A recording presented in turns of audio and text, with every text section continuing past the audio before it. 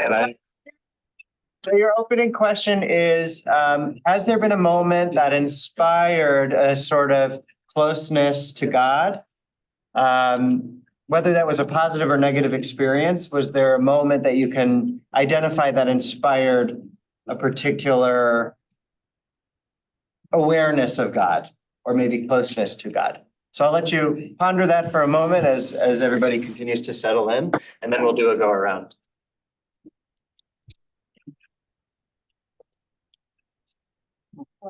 Hey guys.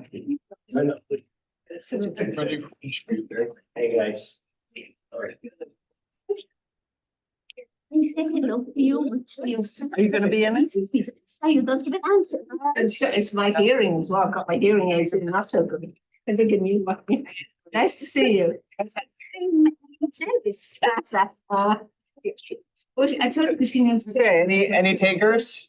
And I know. I got very close when I gave birth to her. By the way. You gave birth the first time because you were away. A phone so that I was carrying on a full conversation with the doctor. Saying, "Do you want me to keep the floor too?" Yeah. You were. That was from Camp Ramah, by the way. Oh. His kid had been in Michael's bunk at Camp Ramah, so yeah. Oh wow. So, yeah, but sure. So one of the great miracles of life, right? Childbirth. Yeah. Great. And go ahead, Ron. The other one I was looking at. So Ron's got some beautiful nature shots. No, you can't see them. What? One was a sunset and one is the sun shining through a tree. When I was coming to a class a few months ago, last year, and I was a bit beyond the speed limit because I was so anxious to get here. You saw those flashing lights behind me. He said, "Where is your driver's license?" I got it. And he said, "You know what? I'm not giving you a ticket." So I said, "Hashem wanted me to be here." Great. You were on your way to a class and the cop pulled you over. But as if God was trying to get you to class on time, you got off with that warning. That's great. Yeah. It's really amazing. A very full moon at night, really full. And I can sense my dead family around it, and I feel a connection, and I feel as though it brings to that moon, whatever. That's gorgeous. And you've mentioned this before. I know. I think you said the voice of your mother before. Yeah, but this, yeah, it's like a circle. Circle of life, feeling connected to your ancestors, moon. And we had a whole session on the moon, right? Why we're moon people. Good. Yes, sure. I say every day when I walk outside and enjoy the trees and the birds, and I get to see, I always count the geese and the ducks. Oh, on the yeah. lake. Yes. Good nature. That's something we've talked about a lot here too, right? The geese, the ducks, the birds, just going outside and feeling that Modeh Ani moment. Every day I wake up in the morning and I can take care of myself. I'm okay. Amen. Appreciation, being able to take care of ourselves.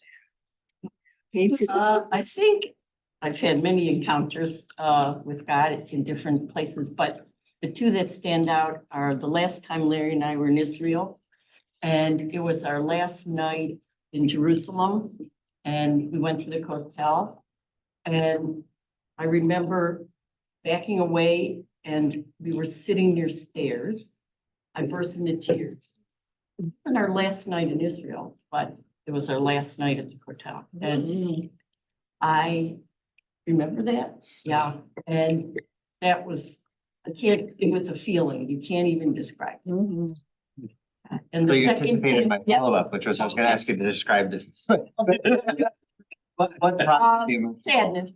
Sadness? I leaving mean, it? the joy of an incredible, that was probably God-given to 3 weeks that we were on our own, tramping through the whole country. It was really God-inspired, but the feeling, being overwhelmed. Yeah. And then I cut you off. You said there was a second thing. When we went to the Grand Canyon, and it was something I'd been anticipating for years. We finally did it, and I didn't know what to expect. And when we walked up to it, I don't know if you remember, Larry, I burst into tears. Wow. It was almost too much to take in. Wow. So this is what, it's reminding me of what Rabbi Heschel calls radical amazement, right? This feeling of just being overcome with awe and that being a bridge to experiencing the divine through just like incomprehensible beauty or awe or amazement. Yes. My moment of awe years ago, we woke up in Israel, woke up at 3 or 4 in the morning in the Negev, walking, it was still dark, walking in the Negev along a Nahal, a dry river, whatever they call it. And walked the Wadi, thank you, Wadi. And I'm walking up finally up to mountaintop Mhm. for Shachri, but when we were on top, you could see 3 or 4 other mountains right there. And just looking at, so you were as high as you could, but all the way around, and that was so amazing. I've never forgotten it. Yes, I want to note that a number of these experiences have taken place in your HaKodesh, right? In Jerusalem and Israel, feeling a particular closeness So nature. and nature, right? Yeah, good. Yeah. There were a couple, and then I want to go on Zoom. I see Bob. Yes, Jackie. Louis, 2 times I had that kind of experience, sort of transcendent experience. One time I was at Masada. I was with a group, but as I usually do, I wandered off by myself. And I happened to look over and I saw a man inside a kind of a booth, had a window, and I went over to see what he was. And I saw he was inscribing in Torah. And I watched, and he suddenly glanced, he saw that I was interested, and he motioned for me to come in. This was on Masada? Yeah. Uh-huh. It was, I've seen that. it was right. And I saw that you were very interested. Yes, I said I was interested. I do ketubot and this related, And he said, you know what a Jew has to do during their whole life? I said, yes, to write a Torah scroll. He said, I'm going to have you do the mitzvah right here. And I said, oh, I'd be afraid to touch it. He said, no, I'll guide you. He took my hand and I started writing a letter. Mm. And I was trying not to cry. They let a woman do it? Yeah. I just said that. I was surprised. Yeah, was that ever an issue? Add Never. a letter, when they're finishing it. That answer. Jackie, did he speak English? Yes. Okay. Yeah. So that's an amazing story for a number of reasons. Obviously, as a scribe, as an artist, you having this sort of gravitational pull towards this happening, but other people may have missed that. But then also that he called out to you, right, and invited you in, motioned you in. But I want us to hold on to that because that's going to come into the session, that sort of calling out or invitation. The other very different one. I had been in Italy, 1960. And we weren't able to stay because they were having Olympics there. And so I had always wanted to see the Sistine Chapel. Mm. And I was back in Italy a few years ago. And my daughter was with me. And he was wandering her way and I was wandering mine. And then we walked into the Sistine Chapel. And I looked, there was Michelangelo's view of heaven. Mm. I sat down and there I started to cry. So both being art related, right? The power of art to inspire, and then obviously religiosity, both being, right? Even a church, though not a synagogue, right? It's often just so beautiful, and the artwork and the stained glass windows and especially the Sistine Chapel, which is designed to take your breath away. But one more thought I had was back to Masada, that your experience of God could happen in a surrounding of something so deeply tragic and horrifying too, right? That even in the midst of Masada, right? This big this great martyrdom that happened where we decided we would take our own lives rather than submit. That even in a place of such tragedy that you were able to have that connection and experience you got. Okay, Bob on Zoom. So Jackie's was at Masada and in the Sistine Chapel, and mine was in Publix. Which is, Yes, just one notch below in terms of. 6 years ago in March. I was getting my prescription filled and I was picking it up, and as I'm paid for it, as I'm about to leave, I remembered I could probably use my expenses for prescriptions on my income tax being the following month.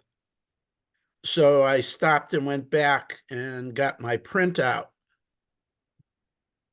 which is pretty ordinary. And while I'm standing there waiting, instead of leaving, I hear a crash. And I thought a display of cans fell down. Well, it wasn't exactly that. It was a car driving through the front door. Wow. The driver and a customer died in that crash. Oh my God, yeah, terrible. And that's where I would have been had God not told me to get my receipts. Oh, wow. Little ones. Yeah, these near-death moments are this like everything. If I had just done this differently or a second earlier, if I'd gotten out of bed, right, those moments like that. Yeah. Carol, did you have one? Yeah. Who was that? No, that's the computer, that's you. You're asking who Carol is.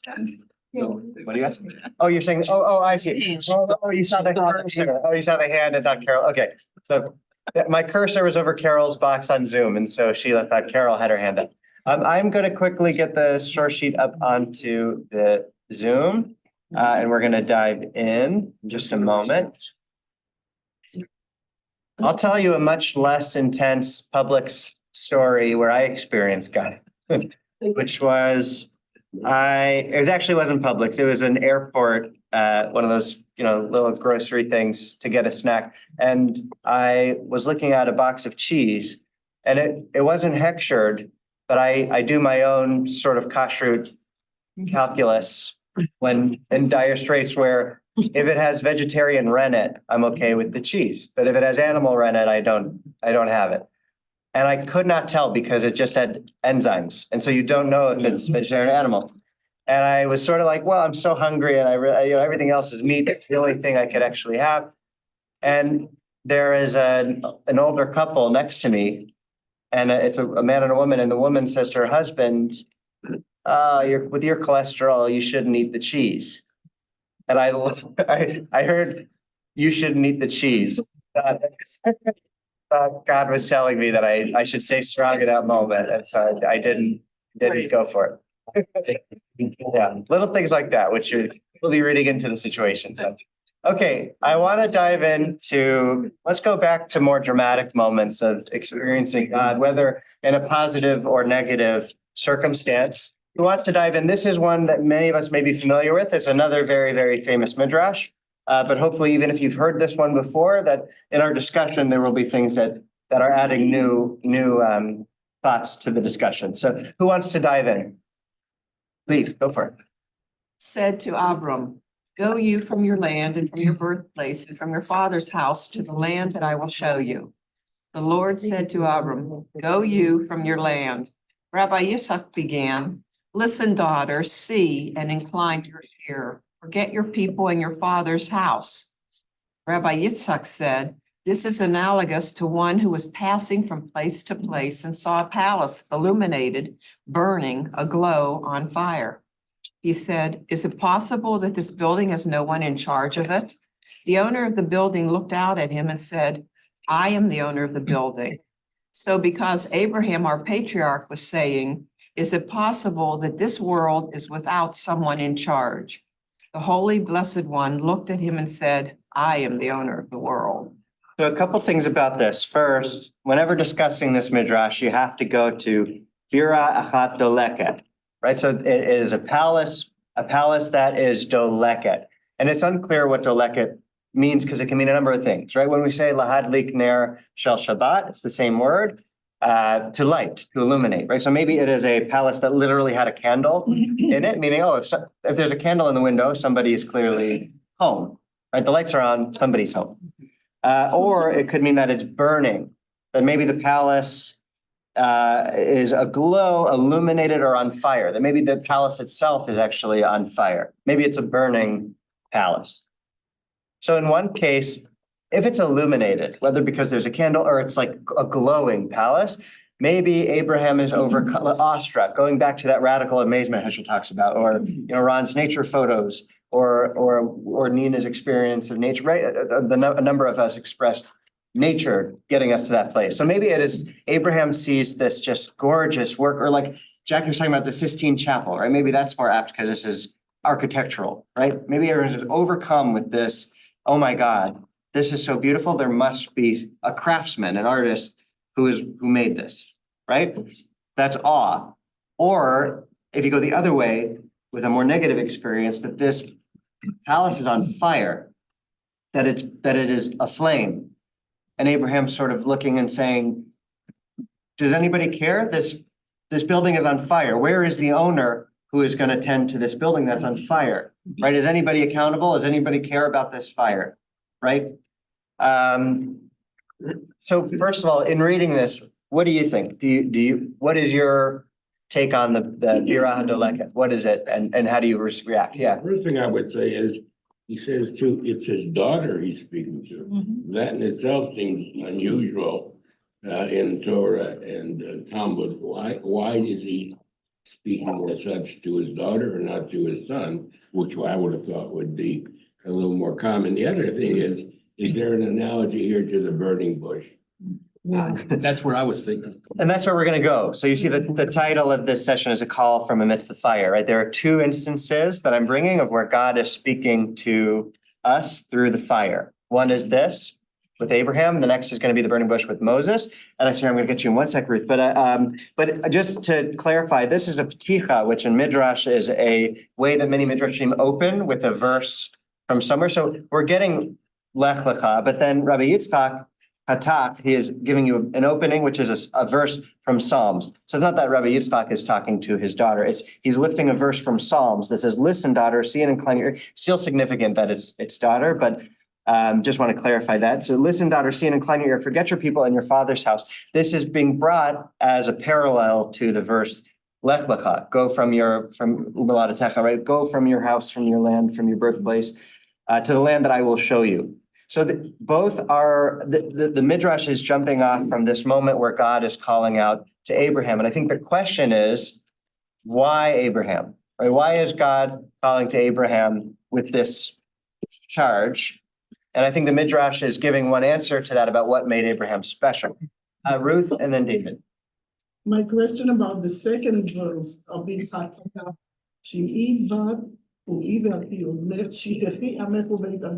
when I can't hear you. She was reading the Psalm verse in Hebrew. Is it refer to Ruth? Does it refer to Ruth?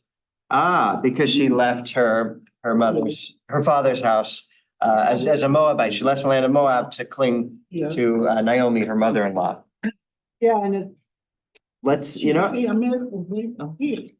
everything. right. So I'm not certain. I would actually want to look it up. So let's pull it up first. And that's what it says in Ruth.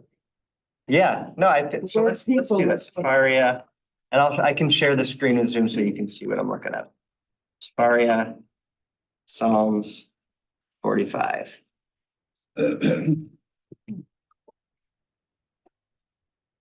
Okay, let me share this with you guys.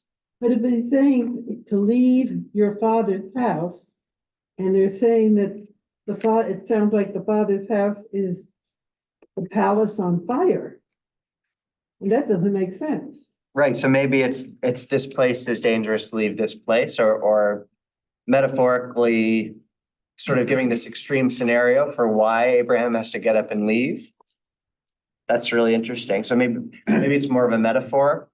Although actually he was taken from Or Kasdim, right? And there is this Midrash that he was thrown into the fire and that God saved Abraham from the fire.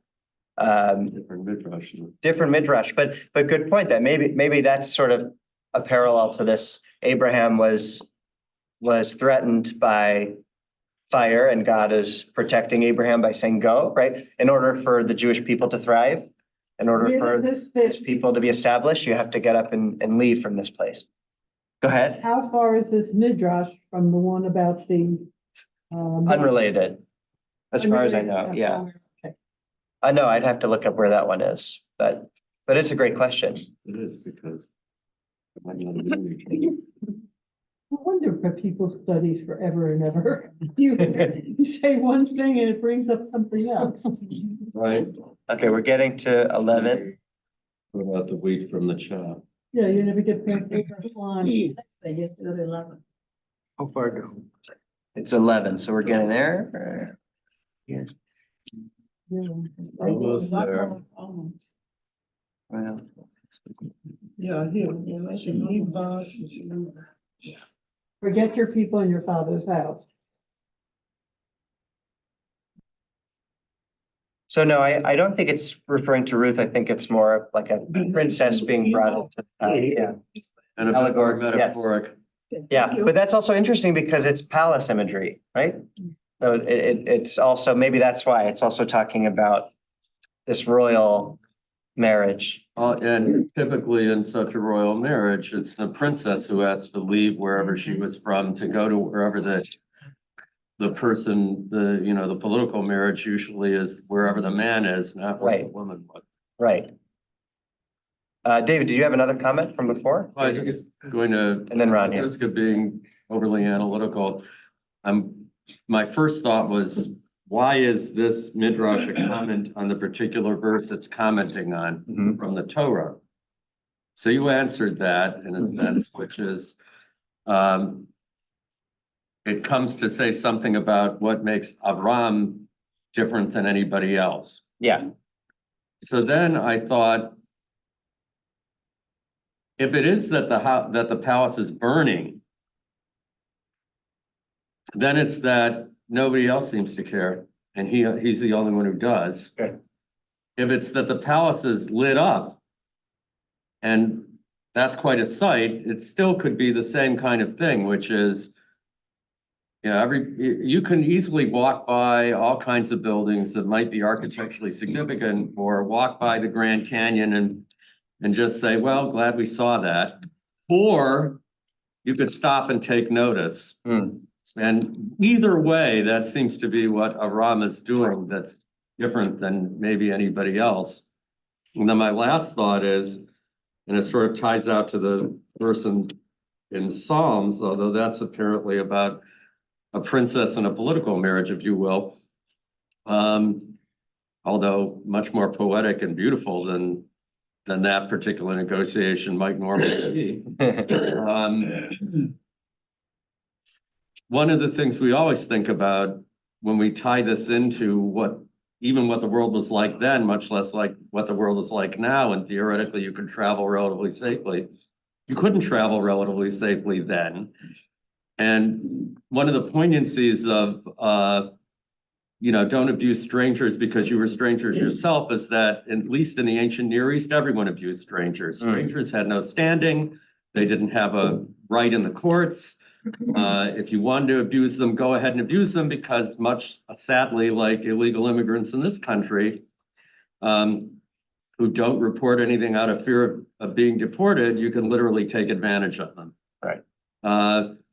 So Abraham is being asked to put himself in that position. But we've already made this connection through this idea that's, I'm in charge of this palace, I'm in charge of the world. He has the ability to make a choice that's, okay, I'm gonna trust you. Yeah. And that somebody else might have said, are you kidding? No caravan, no nothing, I'm just supposed to go? Right. I'll get killed. Right. So we have a number of, the rabbis say trials of Abraham, right? And that he responded well to each one. He passed each test and faith was what helped him do that, right? So here well, I don't know where I'm going. It's hard to leave home. I mean, this is a huge leap of faith, but ultimately, if I believe that there is somebody who runs this place, then I can be assured that I'll be okay. And Abraham, as the father of monotheism, is the first to make that leap with one God and who is the owner of the palace. Run. And then Just forget me. No, I'm off the derrick. That's okay. You guys I like went on to verse 12. Oh, you're ahead of us. Are you ahead of us? No, of the Of the psalm. psalm. Okay, yeah. And my mind, especially since it's been dark, went to Queen Esther. Interesting. Okay, so Ruth is seeing Ruth, and you're maybe seeing an Esther parallel with sort of with this big risk that you take in leaving your house for political or to save your people. That's good. Yeah. And again, palace. No, so I think that all fits and good to bring Purim into this. Oh, I see Nelson has your hand, and then we'll move on to the next text. Well, of course, I'm the philosopher, so I apologize to begin with. I think in the Torah it says that Abraham looked at the stars and saw God, or something like that, and that verse is led people to credit him with the first person to use or discover the argument from design, and that's what this palace is. It's lit up. These are the stars. This is what at night. What can give most people an enormous amount of awe, whether they find God or not. Abraham found God. And maybe we're too urban dwellers, so we don't notice the stars very much. Out in the countryside, of course, you see them in great amazement, I think. And that's what Abraham saw. And that's what he saw. That's what the palace is. It's God's palace. It's lit up. Every window is lit up. Oh, okay. That's very interesting. So a couple things. One, I think you're referring to where God says, look up to the heavens and count, if you can count the number of the stars. That's how multitude of you'll be Abraham, you will be That's later. the father of many. Much earlier in the text. Oh, you're saying it's an earlier reference. Okay. But either way, I love that image that you're bringing to us, which is that God's palace is the world and the illumination, like a candle in every window, are the stars. Sort of you have the firmament and then so that is a lovely way to look at it. Sheila, and then we're gonna. Yeah, what they've been writing about is those people who have seen an eclipse are awestruck.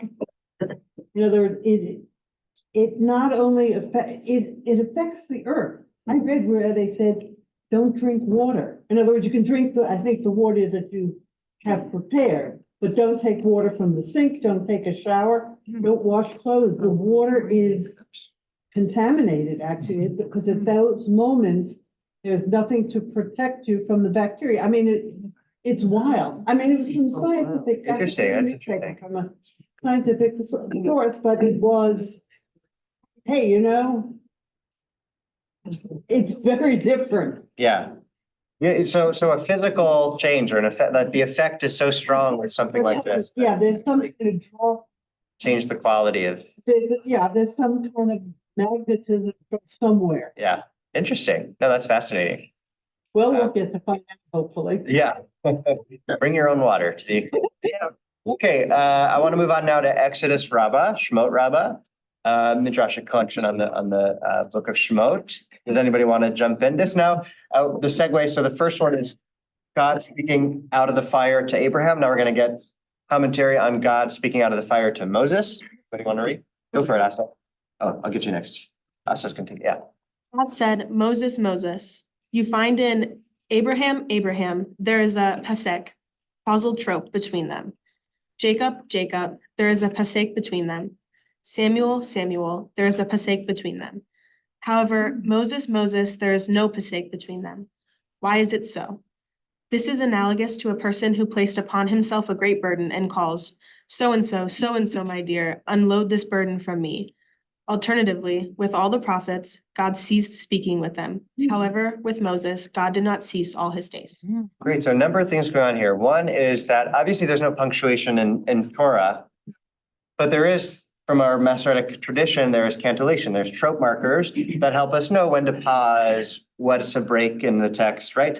So what this Midrash is picking up on is that God calls out to a number of people, right? Here we have Moses, Abraham, Samuel and Samuel, but there's something different with Moses, because there is no pause in the trope. There's no trope marker that says to pause between Moshe and Moshe. However, if you look at Abraham, there is. If you look at Yaakov, there is. If you look at Shmuel, there is. So the Midrash is saying, why is there no pause between Moshe when God is calling to Moses out of the midst of the burning bush? And the Midrash answers its own question that it is because this was a special moment. This was different. This was like when you are somebody's in great distress and you don't have time to pause, right? You say, Francis, I need your help lifting this heavy thing, right? And I don't have time to pause. I need you, right? I need your help. That SOS. that is what God is doing here to Moses, that God is in such distress that God is like calling out to a friend saying, Moshe, my people are suffering. Go tell Pharaoh, let my people go. Right? I need you. But that is radical in a number of ways, which we're going to get to. But Sheila, go ahead. But that bothers me because Midrash Rabbah, Shemot Rabbah was written early. I mean, BCE, right? Mm-hmm. Is it early? Maybe not. Yeah, go ahead. Let me tell you why I'm at it, because the tropes in the Torah weren't written down until what, the 9th century? I don't think it's BCE. I think it's still. All right, but. 2nd century CE, but. The Torah scrolls, when they did have Torah scrolls before, did they have the tropes in them? No. No. So how could so if they didn't have the trope and you don't have punctuation, then how can you make such a midrash? Yeah. So obviously this would have been after trope, after we've received that Masoretic tradition. I should have the exact date for you. I don't. I need to look up when it took place on the timeline. But it would have been after that.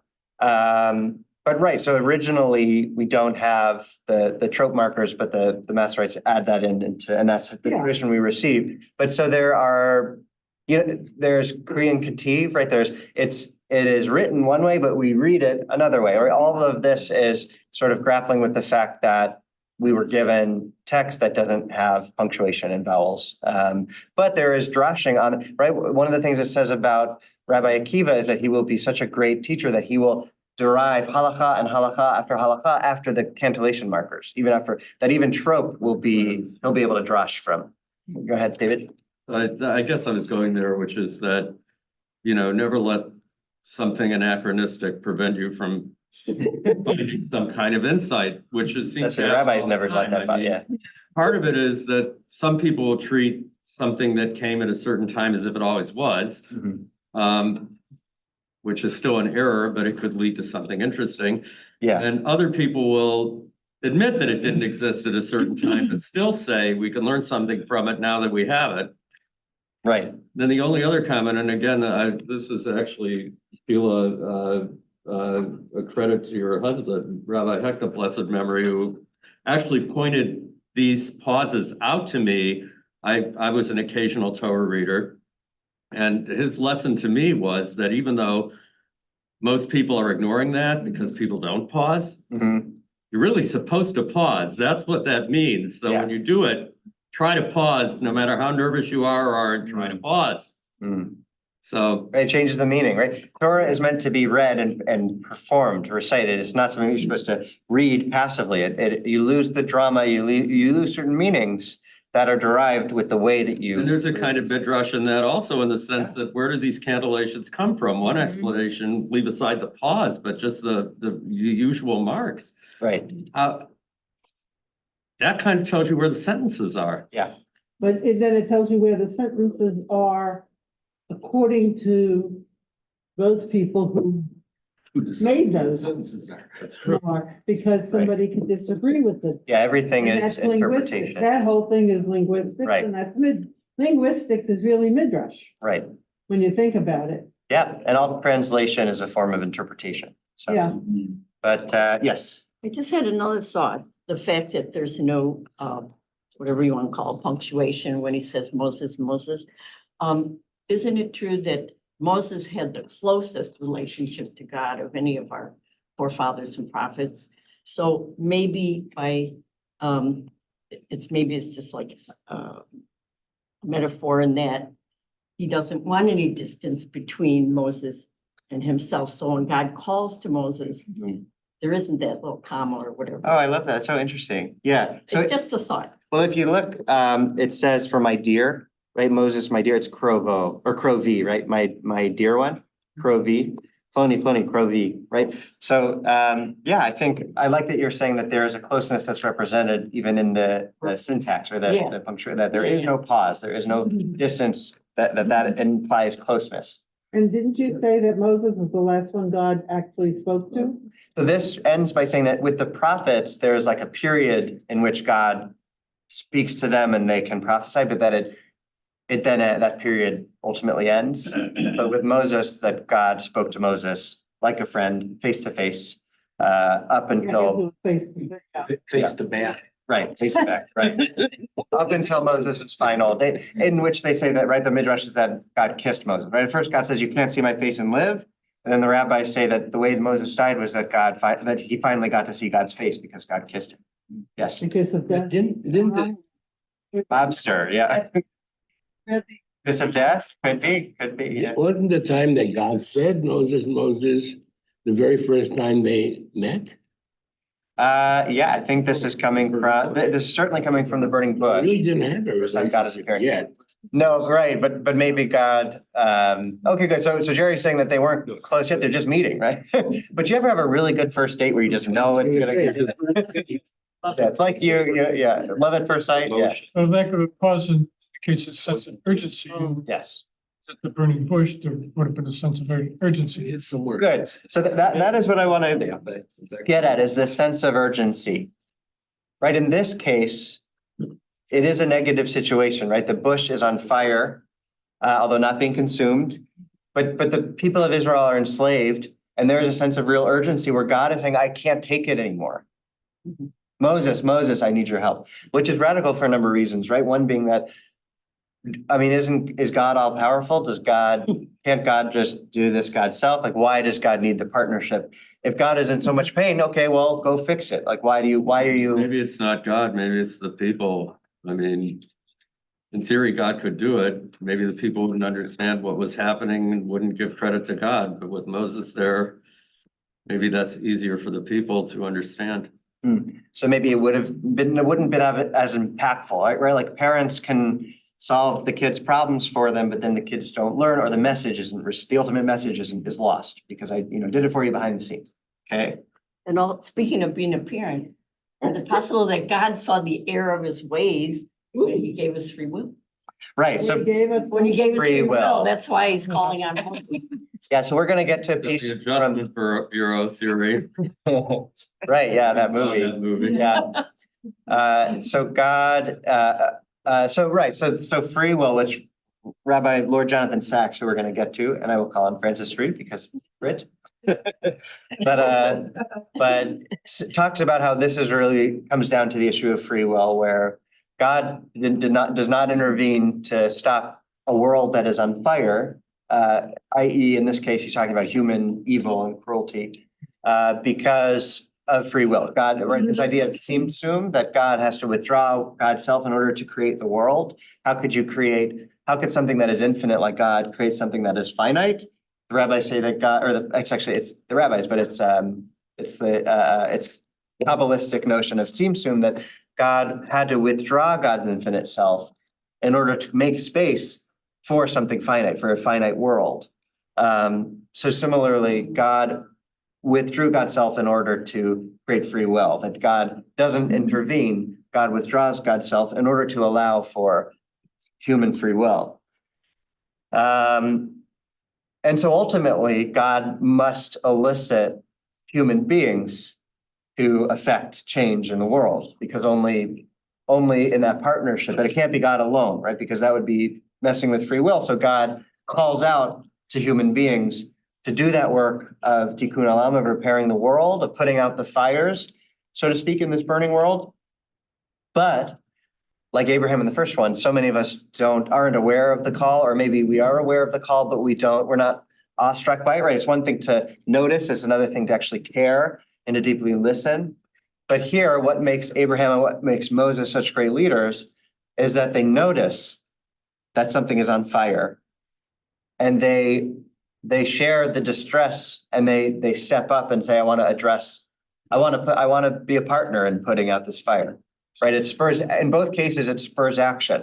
Right? For one, for Abraham, it's leave your birthplace, your home, to the land that I will show you. And this other, it's return to your birthplace, right? It's Midian, this is not where you belong, right? Go back to Egypt and tell Pharaoh to let my people go. Yeah, the concept of free will gets into trouble right away. Yeah. I mean, when you get a call from God, get an answer to the call. Yeah, Abraham, when he's told to leave his home, where's the free will? He's told to leave his home. Okay, Well, if he could have said, I'm not leaving, right, but we wouldn't be reading about him then, would we? Yeah. right, but Jerry, to your point, there was another example you could pull, right? Because I think David brings a good resolution to that question, which is, well, he's saying that God is saying to do it, but Abraham is ultimately choosing to do it, so we're okay. But you can say when we receive Torah, right? That when we receive Torah, there is this Midrash that God held Mount Sinai above the people and said, do you accept my Torah? That the people were coerced, basically, and they're like, oh yeah, we'll do it, right? Just don't hurt us. So free will, but coercion, then is it really free will? So yes, it's not so black and white. It's not so. Also, that Midrash might be directed a little bit differently, which is to explain how the stiff-necked people are somehow saying that they're going to hear and do, as we also read. I don't know whether it's a Midrash on that verse or a different verse, probably a different verse, but that might be an explanation. Good. The other thing that ties in with what you're saying that we haven't said explicitly, so maybe I'll just say it explicitly, is whatever Abraham does or doesn't do in his story, but we are said that he turns aside to look at whatever's causing this light or fire at this palace. Moses explicitly in the actual written Torah says he needs to turn aside and look at this wondrous sights. Yes. Yeah. So the implication could be that somebody else would have just passed by so fast they didn't notice the bush wasn't being consumed, just another bush on fire. That's beautiful. The Midrash, which I did not include here, but talks about this turning, that Moses turned to it, and that's when God knew that this one was fit to be the shepherd of God's people, right? Just in noticing, right? So much of the time we look away, right? And it's not to Moses has this tendency to look away, because he does the same thing when he kills the Egyptian. Well, we talked about looking both ways to make sure that there was no, right, exactly. I'm glad that you brought that back into it. So yeah, he's always looking. Yes, good. It's a sensitivity, right? But so our great leaders here didn't just look away, and I think we can learn from that because it is so, and sometimes it's necessary. There's so much pain in the world. There's so much suffering, right? If we stopped to address each one, we would never get to, like Elliot on his way to Shul, right? Like you would never actually get to your destination if we were constantly, appending our day to address all of the needs. So I don't want to make it seem like, yes, every time we have, but at the same time, I think it's fair to say that as a survival mechanism, we may look away in times where really we should look towards. And I think that that's a lesson that we could learn from these two of our greatest leaders, Abraham and Moses, who looked towards and not away. I think that's a really good point. But I just want to say one more thing, which is, and then I'm going to get to Ron, which is this notion that God is suffering with the people is something that I find to be very comforting when addressing the problem of evil or human suffering, right? Because often you could take a more traditional approach and say, there are those in traditional Jewish thought who say, well, everything is a product of God's will. God has a plan, right? So you're suffering, take comfort in knowing that this is part of God's plan and, it'll all be, that is, a lot of people find objectionable, unhelpful, kicking you while you're down, or maybe you did something to deserve this, right? That's the book of Job, right? Maybe God is punishing you for something you did, right? These are classic theological approaches to this question of evil. But here, which we're going to dive into a little bit more deeply in the next text, is a different theological approach, which is it's not that God is punishing you. It's not even necessarily that God has a plan so everything will work out in the end. It's that, no, this is a very real product of free will that people can be cruel and cause so much suffering of others. God is suffering with you. That to me is a really novel notion that I find can be helpful to say, it's not that, why is God letting this happen? Or how could God do this to me? But that God is in my corner, suffering with me, calling out to me, saying, let's shoulder this burden together. It's too great for any one of us to bear. Go ahead, yes. Well, that's precisely what Rabbi Kushner's book was about. Right. Yeah. The bad things having to do, which we've mentioned a couple times in this class. It's a very powerful book, yeah, in addressing this question. Yes, good. Yeah, Ron, I told you, sorry, yeah. To further your point about the translation being a midrash, the Sepharia translation for Moses has exclamation points. Not even a comma, it's an exclamation point. Right. Yeah, but that would be a space in between those, so okay, let's keep going to this next one. Now, this is Eish Kodesh. This is Piaseczner Rebbe. Actually, I brought him a long time ago to this class, but he lived during the time of the Shoah. He was a Hasidic Rebbe from Poland, late 19th century up until being murdered by the Nazis in the Shoah and Holocaust. And this idea that God suffers with you permeates his It does for writing. Abraham too. Exclamation Points, yeah, right, to capture that urgency. But that was how he was making sense of the world around him, living through the Shoah, that he held to this belief that was helpful to him, that God is suffering alongside the Jewish people.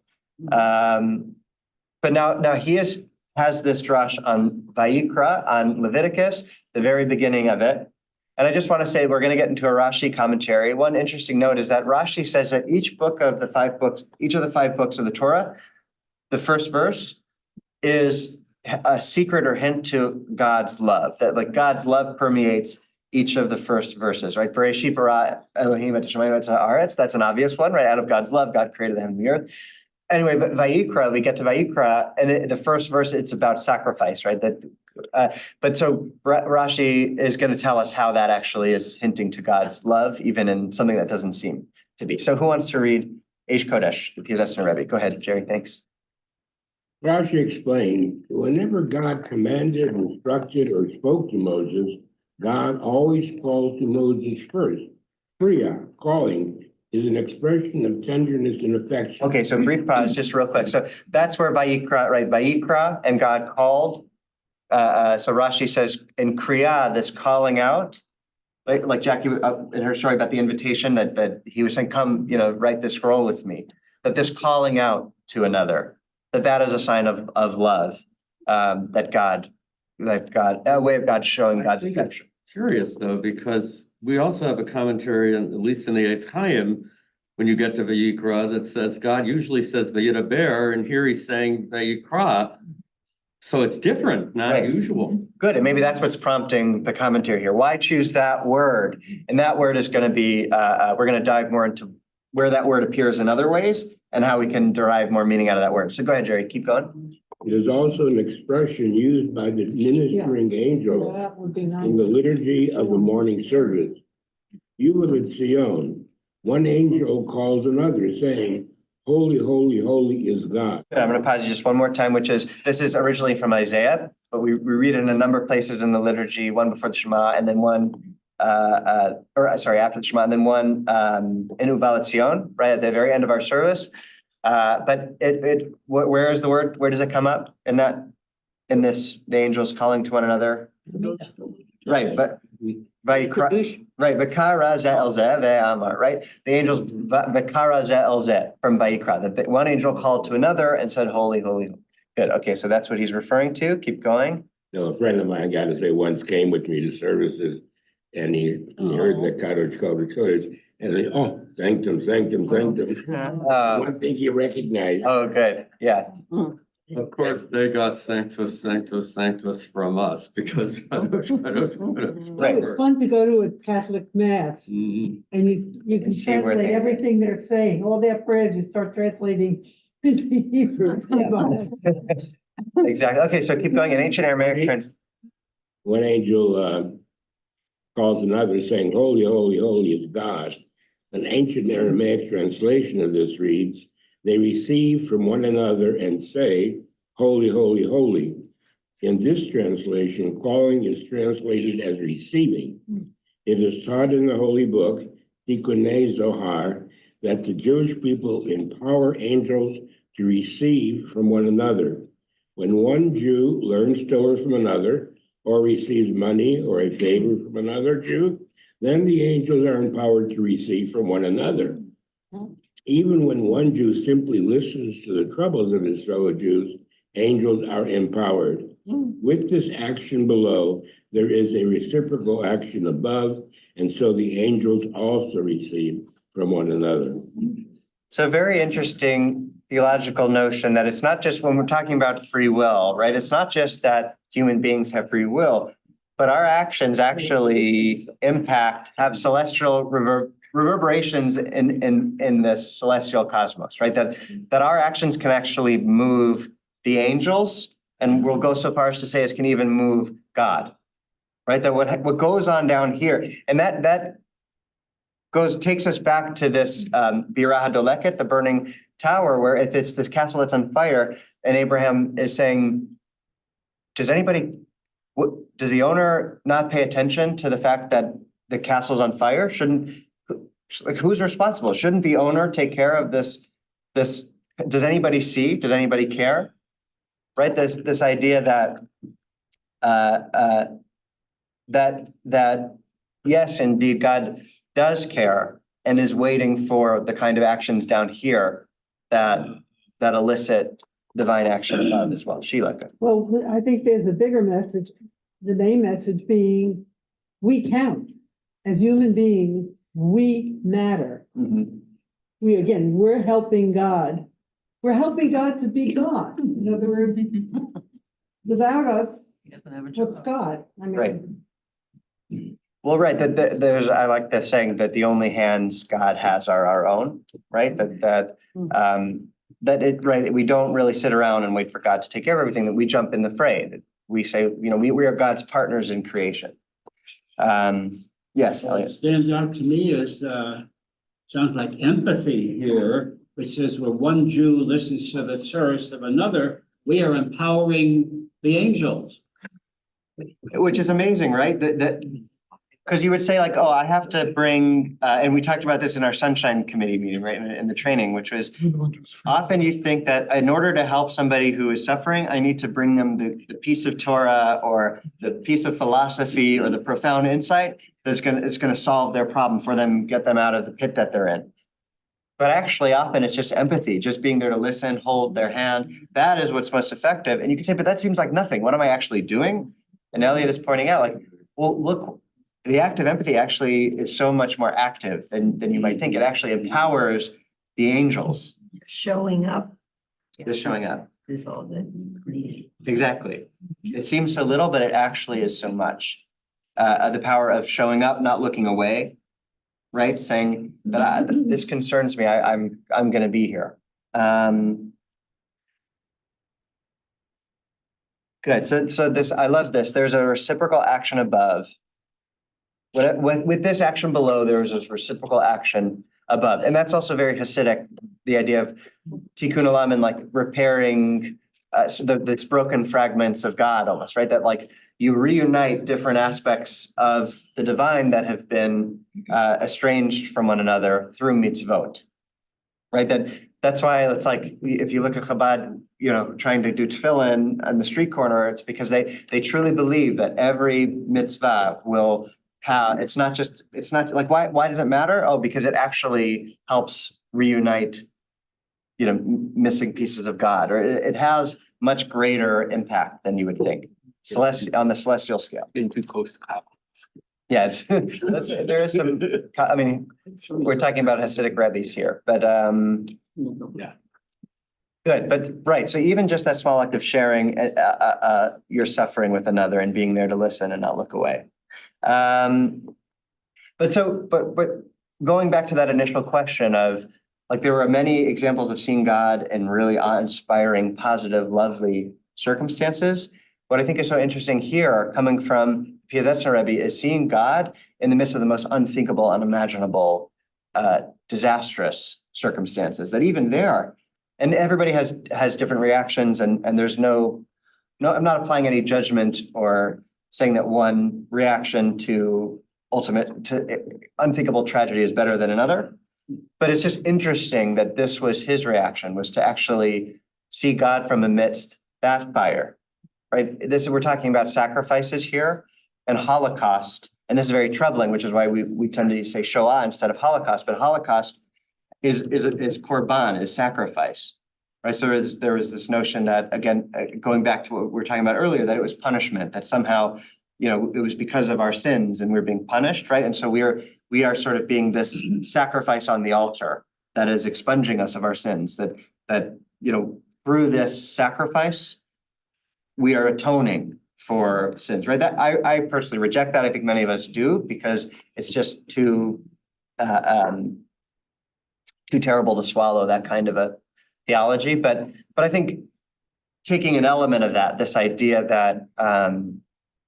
that holy fire, right? This is where his name is coming from, sacred fire. We have yet a third example now of God appearing through the fire. In this case, the destruction, right? The smoke of the crematoria, right? And I don't think he's seeing God as being present because we're being punished and that's where God is. I think he is seeing God in the small ways that even just being there for another Jew in trouble and hearing them, that moves the angels and that's God, or that God is calling out to us from the fire, like our second source saying, help me, right? Just like God says, go free my people from Israel. Here, God is saying, like, to combat the human cruelty of the Nazis, I need help. Where is the world that is looking away, right? And of course, that brings us to today as well. But God needing partners in putting out the fire, but seeing God in the fire too, that God is suffering with you. Well, you mentioned tefillin a while back in Chabad. Earlier today, I saw a very, very emotionally moving picture on the net of a mother who lost her son in the IDF, I guess, and she's there holding onto his tefillin. Yeah, heartbreaking. Wow. Holding his tefillin. Right. Something that literally binds her to him. And yeah, his memory. That's awful. I keep thinking of the story of the angels objecting to the creation of man and didn't think it was such a good idea. Right. How do we fit that in? That's one of my favorites, right? That God casts truth to the ground, right? Truth is saying, don't do it. They're going to fill the world with lies. And God says, God casts truth to the ground and says that the truth will spring from the ground. So I love that, saying that even though God knows that we will be possessed of such evil and fill the world with evil, God still has mercy and compassion on us and gives us the chance to prove that narrative wrong, to choose a different way. I hope he continues choosing better. Yes, we need to keep choosing better, right? The world is on fire currently. The house is on fire. So I'm going to read Heschel, and then I'm going to turn to Francis to take us home with Rabbi Sachs. Heschel says, there are those who sense the ultimate questions and moments of wonder. That's that radical amazement we were talking about, people arriving at God through great wonder and miracles in the world and moments of joy. And there are those who sense the ultimate question in moments of horror and moments of despair. It is both the grandeur and the misery of living that makes a human being sensitive to the ultimate question. And Right, he's so- saying it's all relative. Yeah. Which is what we pointed out when we went around the room. Exactly. People arrive at God at different ways, and sometimes it's through great joy, inarticulable joy, and some inarticulable evil and horror.